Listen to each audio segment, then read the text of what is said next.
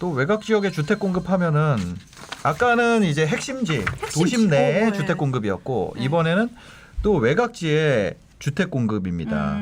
신혼부부에만 14,000가구 사전 청약 무주택 탈출 기회가 된다. 이렇게 나왔는데 이 기사를 준비해 주신 이유는 뭐예요? 지금 거의 뭐 한쪽 밤은 재건축으로 맞고 한쪽 밤은 청약으로 맞은 기분이긴 한데요. 네. 둘 다 사실 본격 그 실상을 보면은 공급에 대한 대책입니다. 그죠. 그래서 사전 청약에 대해서 사실 올해부터 7월부터 하기로 되어 있고 그 물량을 확정하고 그 지역도 확정한 거를 발표하게 된 거죠. 네네. 새로운 것은 아닙니다. 네. 네. 그래서 이 사전 청약에 대해서 좀 궁금해하시는 분들이 네, 많아요. 네. 어떻게 보면은 이 사전 청약 제도라는 게 아까 이 제목에 나와 있는 것처럼 신혼부부한테 LTV도 풀어주고 그 무주택 탈출에 좋은 기회가 될 수 있다. 네. 이런 얘기들이 많이 있었거든요. 네. 그래서 사전 청약이라는 게 정확하게 뭔지 네. 이게 너무 뭐 당연히 알겠지 해서 그냥 띄엄띄엄 넘어가는 경우 많거든요. 네. 좀 명확하게 얘기해 주실 수 있나요? 사전 청약이라는 건 네. 공공택지에 공공택지에 공공 분양을 네. 조기에 분양하는 제도입니다. 이미 택지는 다 준비가 됐죠, 거의 이제. 네, 준비가 됐는데 네. 지금 여기서 보면은 대규모 택지 지구 그러니까 3기 신도시는 지금 진행 중이고요. 네. 사실상 그리고 작은 택지 지구는 예전부터 지정되어 있던 네. 택지 지구였습니다. 네네. 거기 안에 이제 원래 계획대로 한다면 만약에 우리가 청약을 만약에 한다면 1, 2년 뒤에 할 청약 네. 분양을 1, 2년 빨리 네. 청약하는 사전 청약 제도를 도입한 거죠. 그래서 청약이 원래 빠르잖아요. 네, 그렇죠. 입주까지 2, 3년이죠. 근데 청약보다 더 빠른 청약을 한다는 거죠. 그러면 적어도 입주까지 4, 5년 정도 기다려야 된다. 네. 그러니까 입주 기간이 길어졌다. 그렇게 보시면 되겠습니다. 입주가 긴 청약이라고 보면 되고 이거를 하는 이유가 도대체 그럼 그 본 청약을 두고 네. 잠깐만요. 제가 궁금한 게 그럼 사전 청약된 사람은 본 청약이 또 있나요? 그 사전 청약한 사람은 본 청약의 당첨자입니다. 사전 청약이나 본 청약이나 똑같은 거예요, 그러면? 그렇죠. 뭐 이렇게 배수로 뽑고 이런 건 아니군요. 그렇죠. 네. 그러니까 약혼식이라고 생각하시면 되겠습니다. 네. 그러니까 사전 청약은 약혼식이고요. 네. 본 청약은 결혼식이라고 생각하시면 될 것 같아요. 그러면은 사전 청약했다 디볼스 될 수도 있어요? 네, 맞습니다. 여기서 아주 중요한 얘기를 하셨는데 네. 이 사전 청약 제도는 예전에 이명박 대통령님 때 그러니까 보금자리 지구에 사전 청약을 했습니다. 네. 그때로 얘기를 들어가게 되면 그때 우리가 알고 있는 지금 택지 지구 다산이라든지 네. 옥길이라든지 내곡이라든지 세곡이라든지 이런 것도 사전 청약을 했습니다. 네. 뭐 가밀지구도 했었고요. 하지만 거기에 입주한 사람까지 거의 10년의 세월을 보내신 분도 있고 빠르면 6년, 5년 정도 걸렸죠. 그리고 취소된 구역도 있습니다. 그래서 사실상 네. 이게 이제 예전 같은 경우에 그런 경우가 왕왕 있었다 해서 이번 정부에서는 조금 장치를 걸었는데요. 뭔가요? 그 사전 청약도 입주자 모집 공고가 있는데 네. 본 청약 날짜를 대략적으로 공개하겠다. 아니 그럼 사전 청약 당첨이 되면 본 청약에는 따로 청약을 안 해도 돼요. 100% 당첨자입니다. 네네. 그래서 안 해도 되니까 본 청약 날짜라든지 대략적인 분양가 네. 이런 것도 공개한다고 하는데 그것은 확실하게 입주자 모집 공고가 네. 나와봐야 조금 알 수가 있습니다. 지금 여기서 보면은 사전 청약의 이 내용을 컴퓨터 화면 좀 보여주세요. 네. 내용을 보게 되면 네. 끝에 이런 말이 있습니다. 사전 청약 일정과 입지 규모 등은 사업 추진 과정에서 변동될 수 있습니다. 이거 여기에. 네. 그러니까 사실 이것도 100%다라고 말은 할 수가 없는 거죠.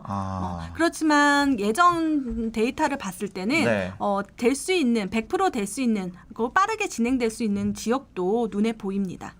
사전 청약하려고 그러면 뭐 가점이나 이런 거 있어야 되죠, 이것도. 여기서 아주 중요한 건데요.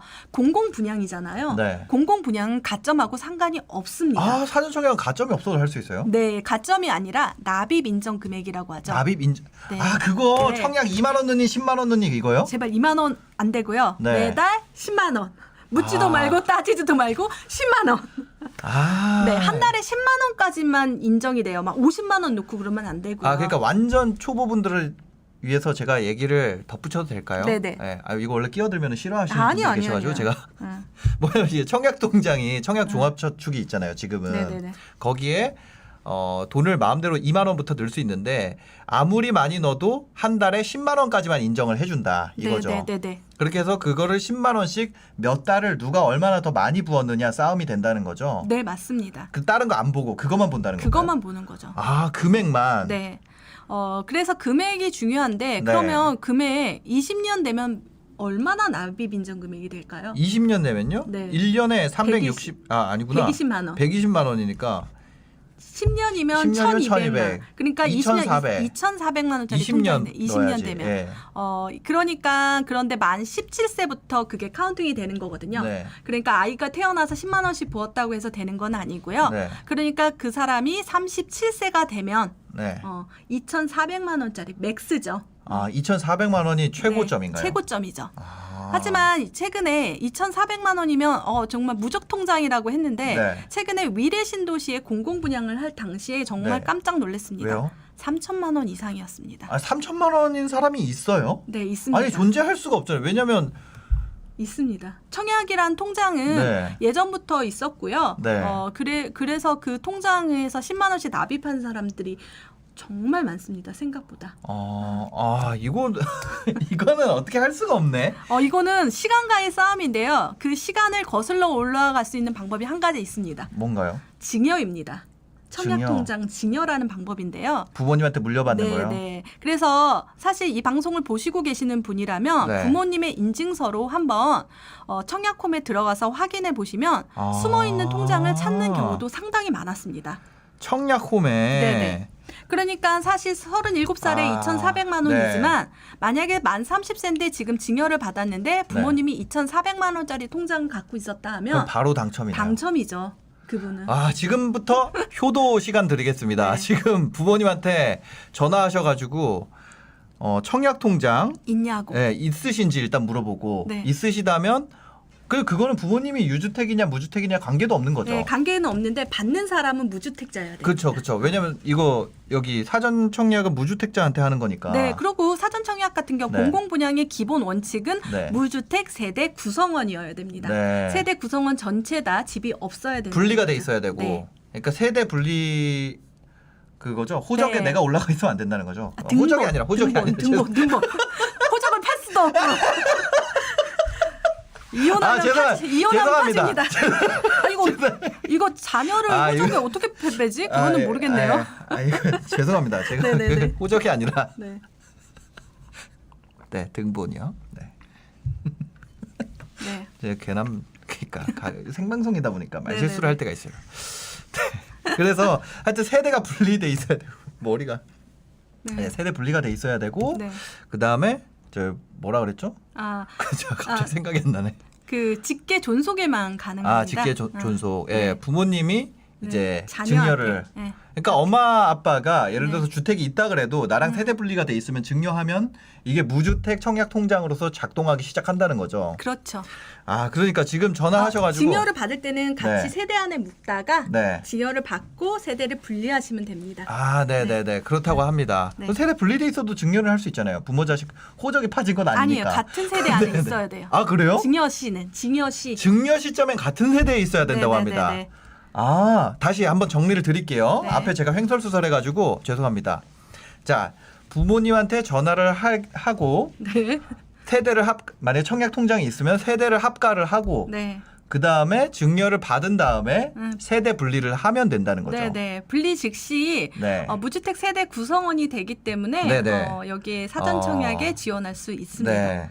아마도 이 방송을 듣고 제가 이거에 대해서 엄청 많이 다른 방송에서도 많이 했는데요. 네네. 실제적으로 통장을 찾으신 분도 있고 당첨되신 분도 있습니다. 네. 공공 분양은 사실 시간과의 싸움인데요. 시간을 거슬러 오르기 위해서 그리고 뭐 대부분 2천만 원이니까 네. 성인까지 5천만 원까지 증여 받을 때 네. 세금도 안 내잖아요. 세금이 없네요. 네. 네. 그렇기 때문에 정말 소중한 통장이고 통장은 절대 깨는 게 아닙니다. 네. 청약 통장 절대로 깨면 안 됩니다. 네. 청약 통장은 물려줄 수 있기 때문에 네. 청약 통장을 해지한다는 거는 진짜 네. 말도 안 되는 행동인 진짜 거죠. 해제하시면 안 되고요. 네. 이따가 사연자 중에서도 제가 그 부분을 또 체크해 드리거든요.